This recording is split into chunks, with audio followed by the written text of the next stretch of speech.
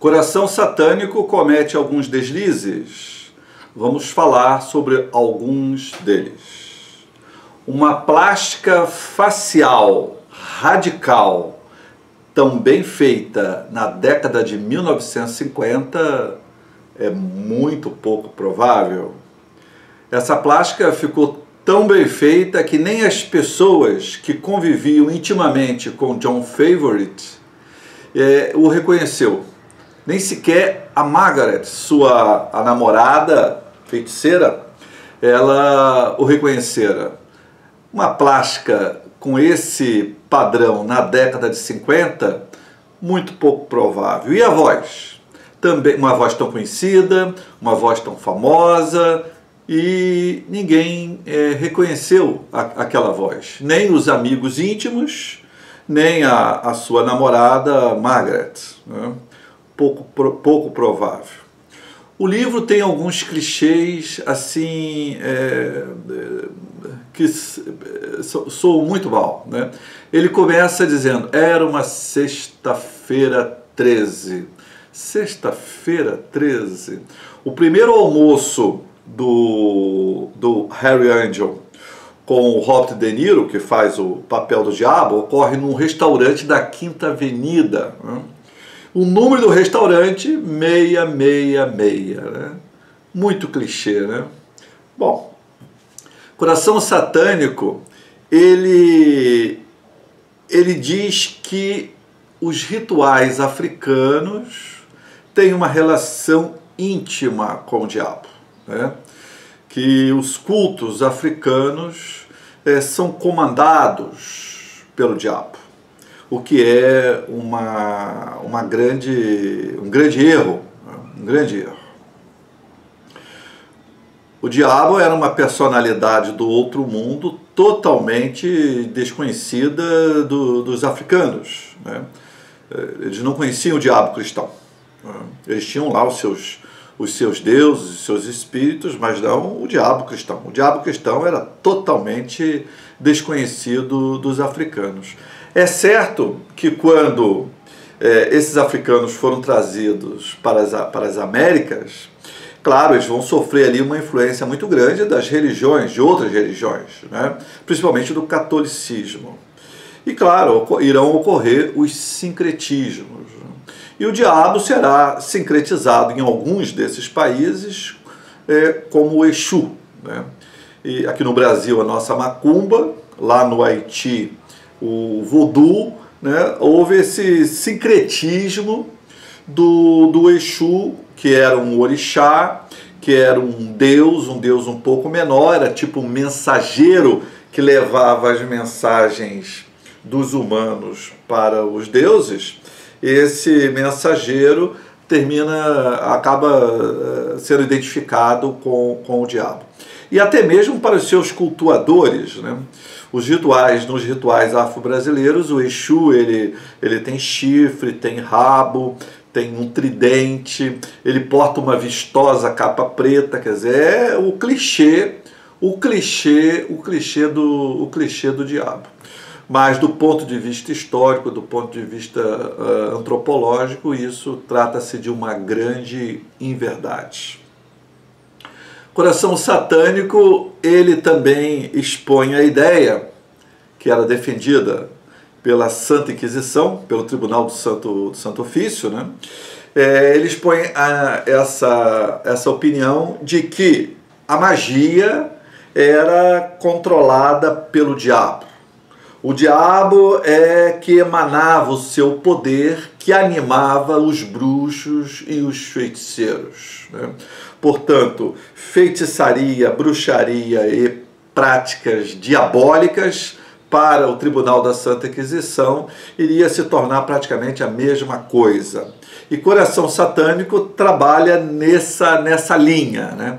Que a magia ela só existe e ela só tem o seu poder, que é oriundo da anuência e do poder do diabo. Olha, trata-se de uma grande contradição.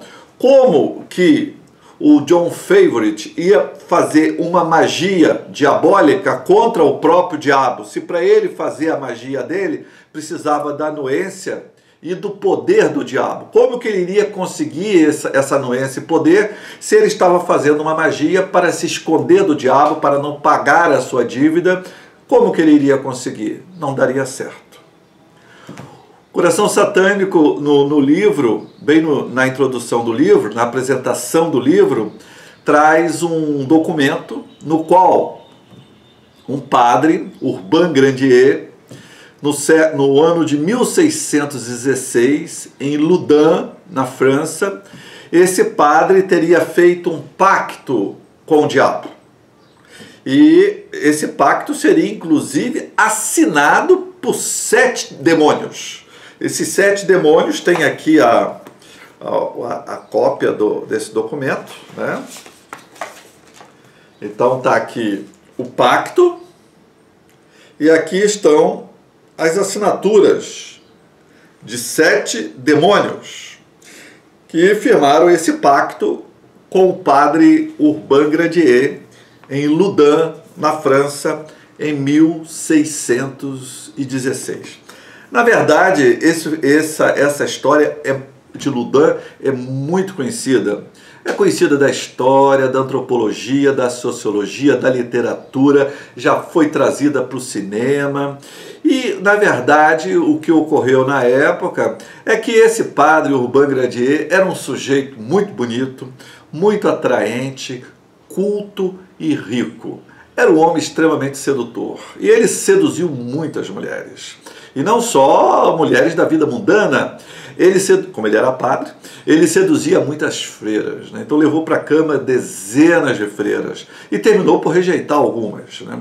Então essas mulheres rejeitadas e algumas que foram aceitas, mas que queriam uma certa exclusividade, que não conseguiram, essas mulheres vão se aliar a inimigos políticos. Aí sim entra a razão fundamental, porque padre transar com freira era algo que não era tão anormal assim, tão difícil assim, não causava tanto espanto na época.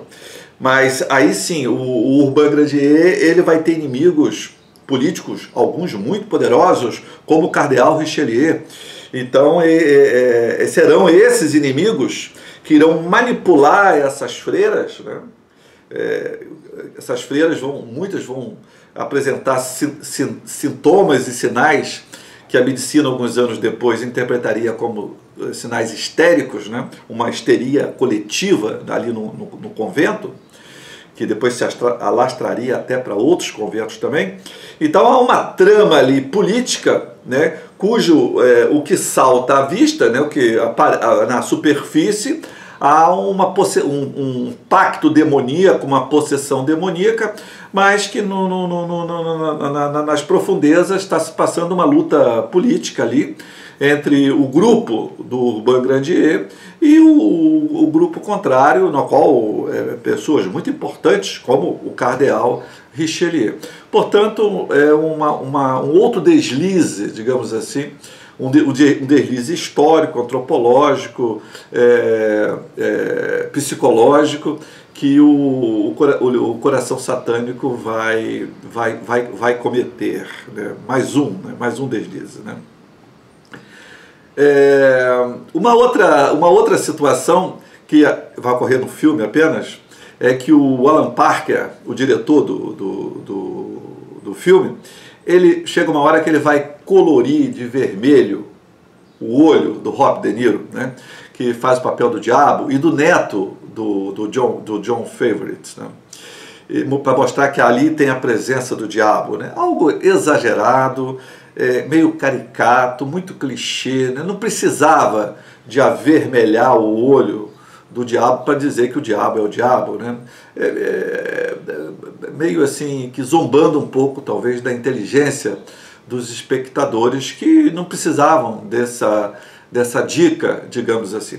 Mas uma coisa bastante interessante que ele faz, ficou muito legal no filme, toda vez que o Jon Favreau aflora, né, sai lá das profundezas do inconsciente e vem cometer seus crimes, ele antecede esses crimes o ventilador que está rodando numa determinada direção, o ventilador para de rodar, os ventiladores estão em grande parte das cenas, né?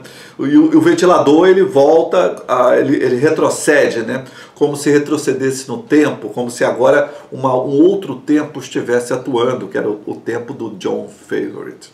Então foi uma coisa legal que ele colocou. Coração Satânico, apesar de todos os seus deslizes, ainda é uma boa opção, tanto na tela quanto no papel.